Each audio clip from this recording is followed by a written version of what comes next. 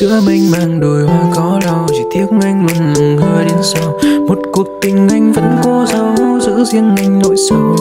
Và gió đêm bay từ đâu đến đây mà khiến con tim mình đau đến vậy. Vì một người đã đến chiếm lấy những rung động về em. Nhìn bông lau nghiêng giống như lòng mình còn nhiều chơi vơi. Chiều mưa rơi không bên đợi nhưng anh vẫn chờ anh tới. Ngàn yêu thương sâu cuối xin được là bầu trời em ơi. Yêu em không nghi ngơi và si tình chỉ cần thế thôi.